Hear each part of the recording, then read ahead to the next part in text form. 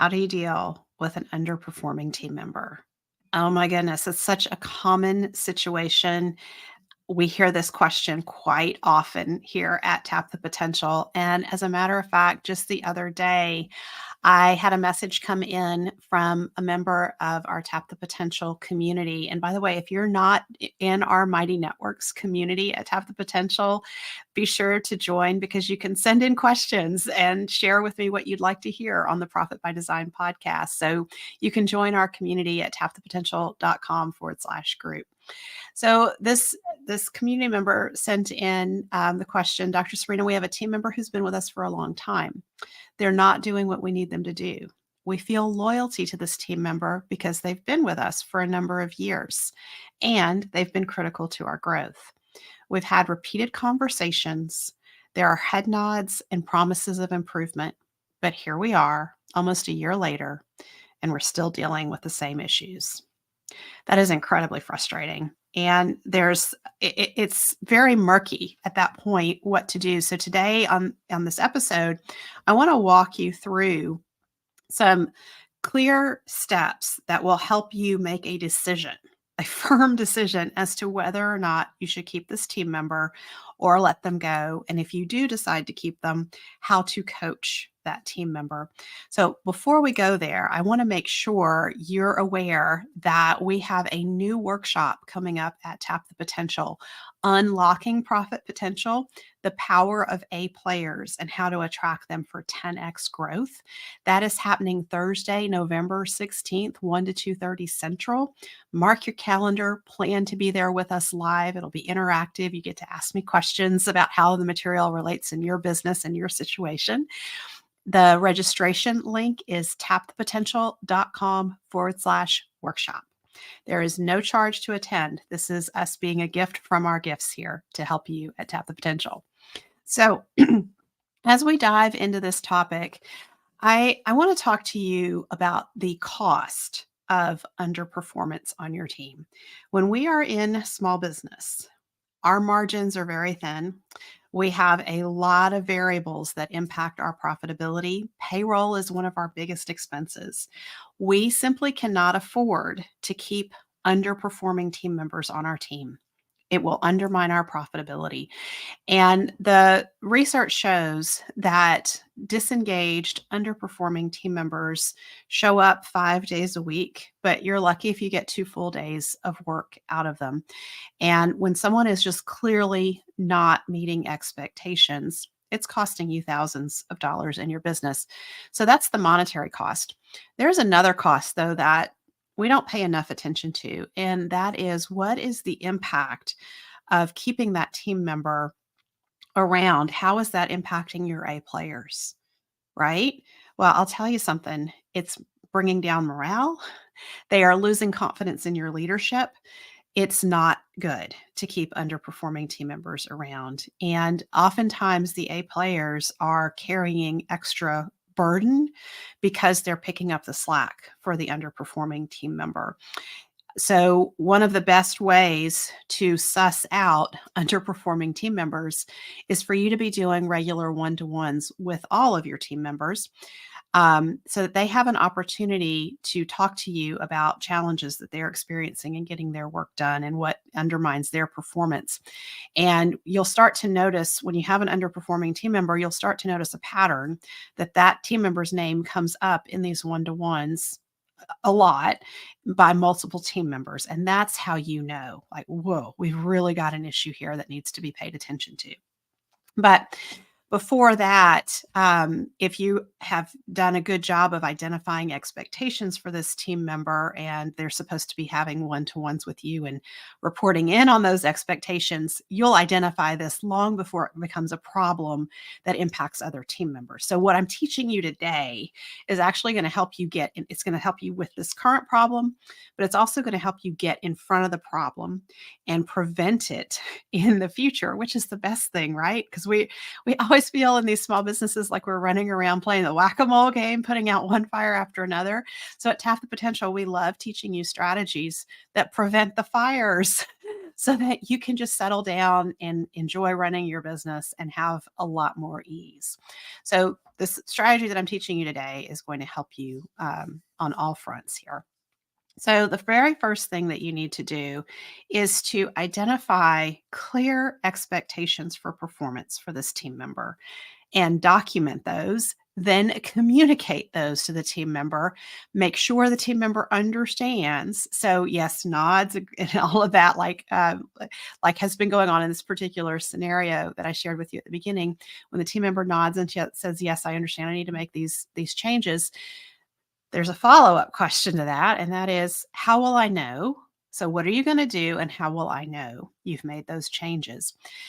That's the kind of the first level of dealing with this. And if the team member makes excuses, that's a sign they're not coachable, and you don't wanna keep people on your team who aren't coachable. So a lot of times what we see is you will have a one-to-one with the team member. You'll go over expectations. The team member nods and says yes, and says they understand. And then you will see a spike in improvement after that meeting. If they're coachable, their performance should continue to go up and up and up with maybe a little bit of slip back here and there, but generally an upward trend. If they're not coachable, what you're going to see is a spike after each one of these conversations, and then it falls back. And it starts to feel like for you, the supervisor, that you have to exert more energy to keep them on track than they are putting into doing their job. Like you're the one doing the heavy lifting all of a sudden. That's a bad sign when you start to have that feeling. So when it feels like you have to have repeated performance conversations just to keep them going, that's not good. So the next level is to have a performance review. And on this, make your performance review super simple. So many business owners complicate these performance reviews and make them really lengthy and detailed. And no one wants to spend all the time filling out a performance review like that. So identify the clear expectations for the person in this role. So if they can only get one thing done for you in a given day or a given week, what is the most critical thing? What's the result that you're looking for from them?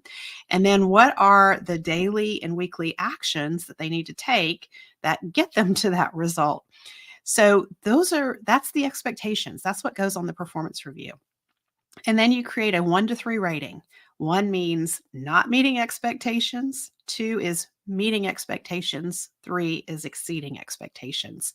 Don't do a 1 to 10 scale or a 1 to 5 scale, because now you're introducing gray area and you're just going to keep yourself confused and muddled as to what to do about this team member. So they're either meeting expectations, exceeding them, or not meeting expectations. Rate them on these expectations. The other thing that you can put in your performance review are your immutable laws. And are they meeting expectations around those immutable laws? But that's it. That's really the basics of the performance review. And when you rate them, but also invite them to rate themselves. And then the two of you have a conversation around what your ratings look like. And this can be such a revealing exercise because there's a couple of ways this can go. One, the team member is totally aware that they're not meeting expectations and for whatever reason just they're not able to do it. And now we all have consensus. This is not working. So that becomes really clear at that point. You need to let them go, support them in finding a better opportunity elsewhere that's better aligned with their strengths and who they are. The other scenario is that the team member will rate themselves higher than you're rating them. And they'll think they're meeting or exceeding expectations. This is somebody who's not in touch with reality.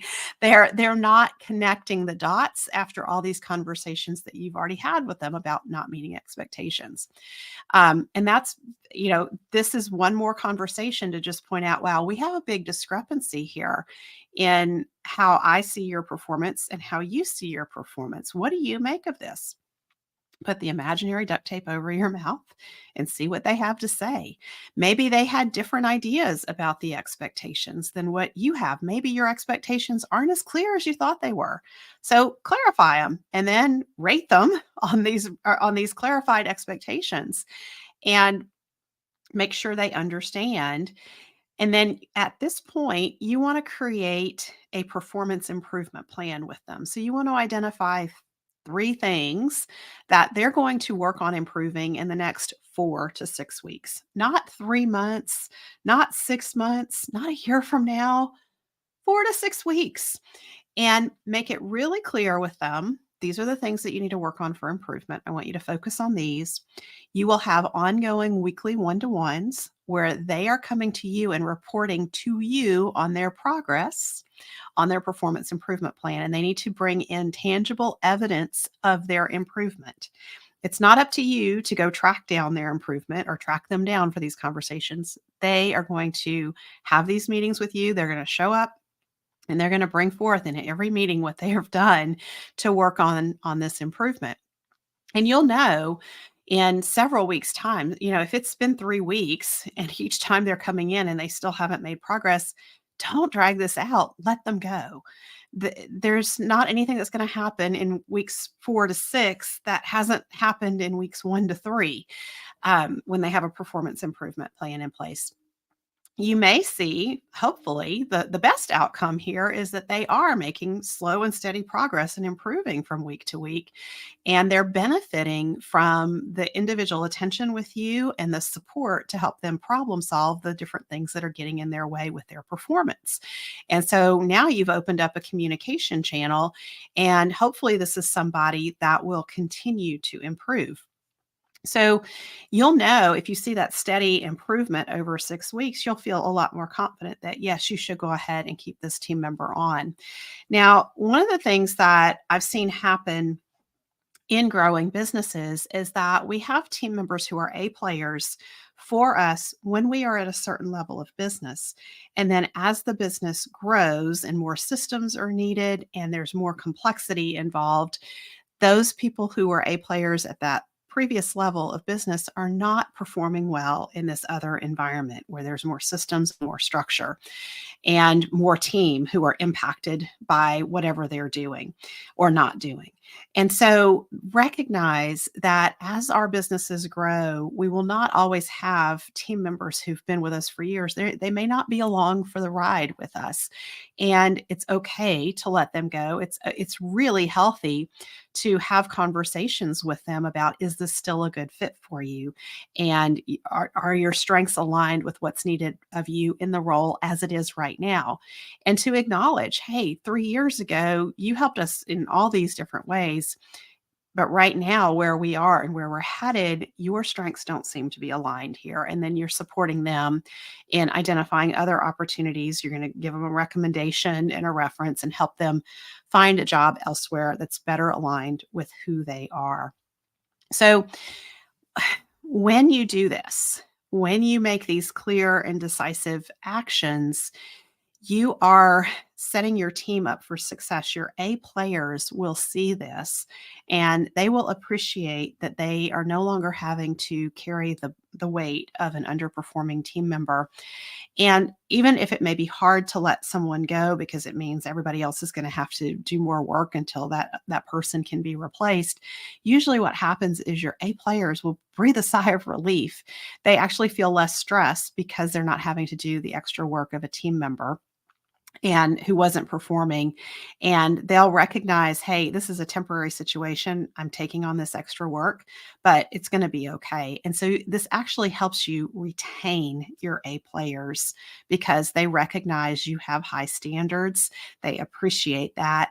And it also sends a message that you're going to hold people accountable to expectations. There's not a lot of, this isn't a company where we just give a lot of lip service to expectations, but we actually mean it, that there are expectations and people have to be accountable to those expectations. So I hope what I've shared with you around this has been helpful. I encourage you, if you struggle with these kinds of conversations or with making these kinds of tough decisions, that you consider joining us in the Better Business, Better Life program, because if you put off making decisions like this and dealing with these issues, and you do it for a number of years, it's going to erode your profitability. And the longer these kinds of problems go on in your business, the more problems there are to clean up.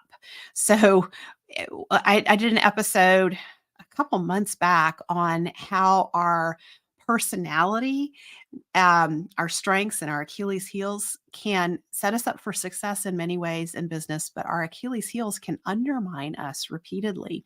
And so if you're a person, and an example right is right here, if you're a person who has a lot of loyalty, and you find yourself having, it's very difficult to let a team member go who's been with you for a long time, even though they're not performing, recognize that that's an Achilles heel for you.